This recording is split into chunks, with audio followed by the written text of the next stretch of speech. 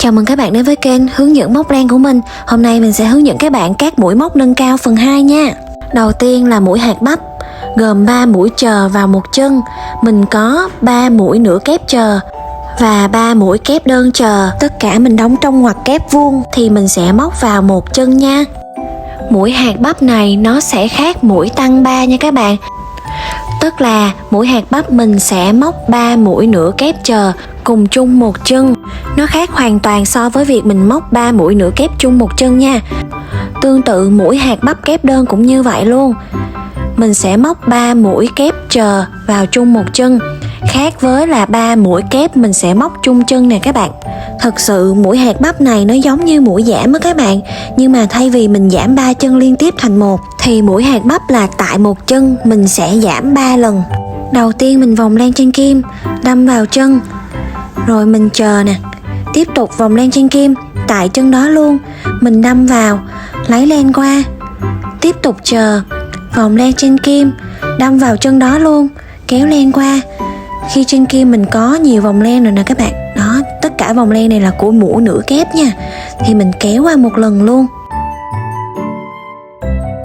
Vậy là mình xong một mũi hạt bắp bằng mũi nửa kép nha.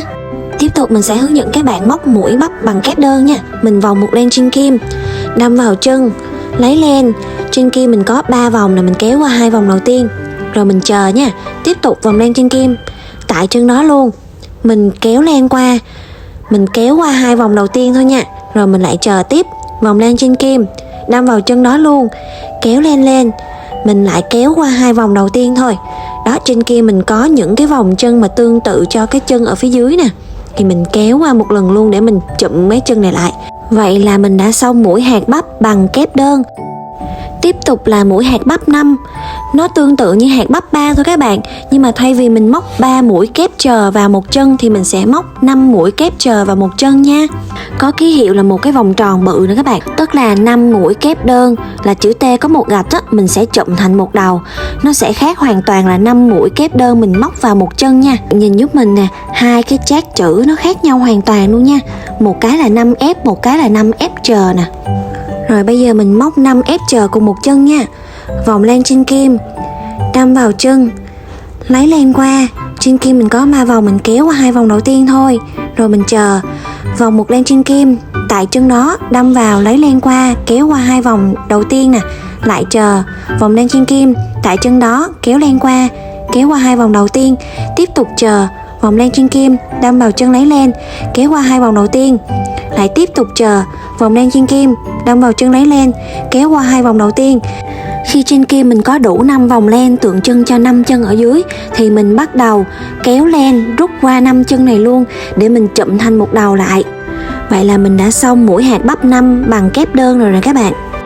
Ngoài ra có mũi hạt bắp 5 cộng thêm một bính. Nó cũng tương tự như là hạt bắp 5 ở bên trên đó các bạn, nhưng mà thay vào đó cái ký hiệu hình của nó sẽ khác một xíu nha các bạn ha. Nó cảm giác như là có một nửa hạt bính nó nằm ở bên trên nè. Sau khi mình móc 5 mũi kép đơn trụng một đầu nè thì mình lên một bính nữa. Vậy là xong rồi ha. Tiếp theo là mũi kép sò, là mình sẽ móc 5 mũi kép đơn vào một chân. Ký hiệu hình là chữ T có một gạch nè các bạn, là từ một chân ở phía dưới mình sẽ rẽ ra 5 nhánh. Mình cùng ôn lại mũi kép đơn nha. Mình vòng một len trên kim, đâm vào chân, lấy len qua. Mình kéo qua 2 vòng đầu tiên, tiếp tục kéo hết qua 2 vòng còn lại. Vậy là mình đã xong một mũi kép đơn. Tiếp tục mình sẽ móc thêm 4 mũi kép đơn vào cùng một chân nha.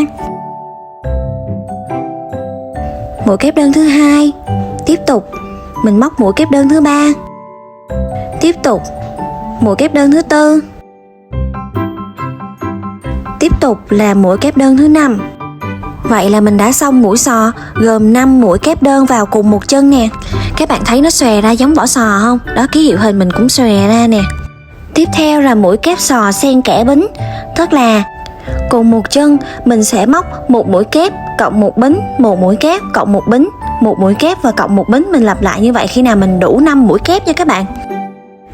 Đây mình vòng len trên kim nè, đâm vào chân, lấy len qua, kéo qua 2 vòng đầu tiên, tiếp tục kéo qua 2 vòng còn lại.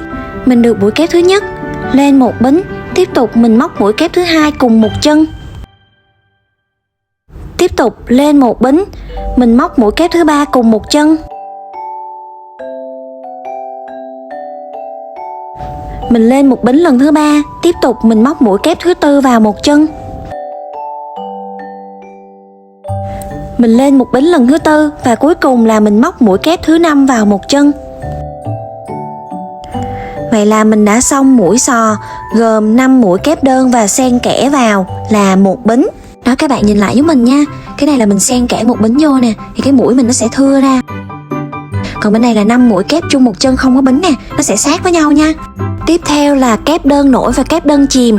Hai cái mũi kép này á, mình thấy á, ứng dụng rất là nhiều. Kép đơn nổi bạn thấy mình có cái chữ T có một gạch nè, là biểu tượng của kép đơn. Ký hiệu nổi á, là mình sẽ vòng từ bên tay phải mình vòng qua tay trái, tượng trưng cho cái kim móc của mình á, nó sẽ móc theo cái hướng như vậy.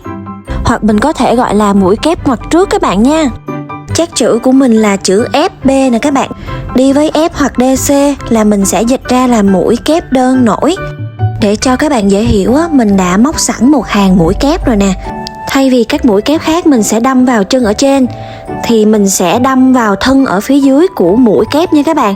Đây, cái thân đây nè, mình đẩy ra cho các bạn xem. Mình bắt đầu luồn kim từ trên xuống dưới, vòng ngược lên. Lúc này cây kim của mình nằm ở dưới thân kép nè các bạn thấy không? Và cái thân kép thì nằm ở bên trên ha. Và mình móc mũi kép đơn như bình thường.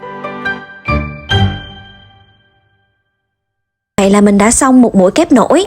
Mũi kép này sẽ giúp cho cái chân của mình nó nổi ra bề mặt nè các bạn. Mình thực hiện lại cho các bạn xem nha.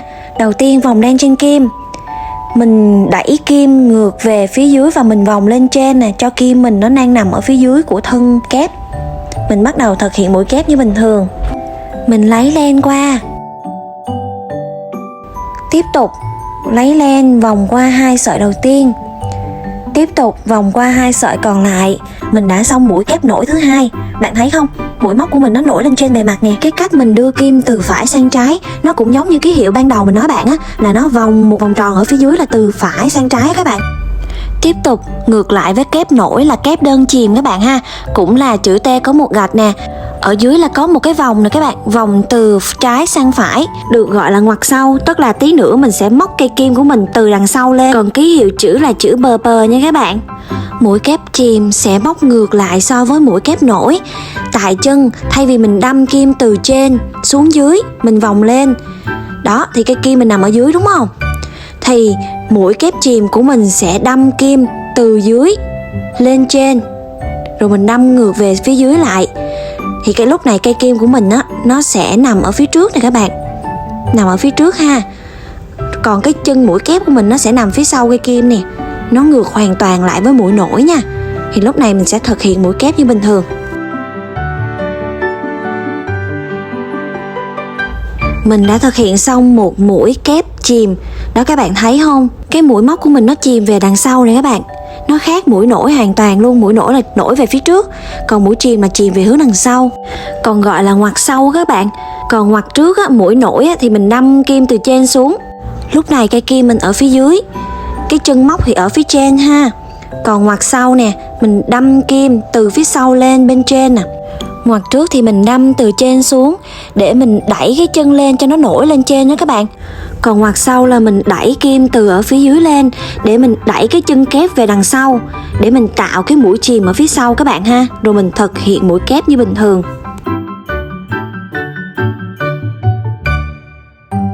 Vậy là mình đã xong mũi kép chìm thứ 2 rồi nè các bạn. Các bạn thấy không? 2 mũi kép của mình hoàn toàn chìm ở phía đằng sau ha. Còn mũi nổi là nó nổi lên đằng trước nè. Thật sự cái cách móc á, nó không có khó đâu các bạn. Chỉ là các bạn nhớ cho mình á, cái chát hình với là chát chữ. Bạn cứ nhớ là mũi đơn nổi là mình móc từ tay phải sang tay trái, là tự động mũi đơn chìm á, thì mình móc ngược lại thôi. Bạn cứ nhớ một cái mũi đơn nổi cho mình là tự động đó mình suy ra được mũi đơn chìm. Vậy là cuối cùng mình đã hướng dẫn xong cho các bạn các mũi móc nâng cao phần 2 rồi. Thực sự còn rất là nhiều mũi móc nâng cao luôn mà mình chưa có sưu tầm hết được á. Khi nào có thì mình sẽ hướng dẫn cho các bạn sau thêm nha. Mình cảm ơn các bạn đã xem hết clip. Mình tin rằng sau khi các bạn xem từ phần 1 cho đến phần 6 này á, thì khi nhìn vào chát hình hay chát chữ các bạn đều có thể móc được hết. Cuối cùng là các bạn ơi, hãy cho mình một tim và một follow để mình có động lực ra nhiều video hơn nha. Chúc các bạn thành công.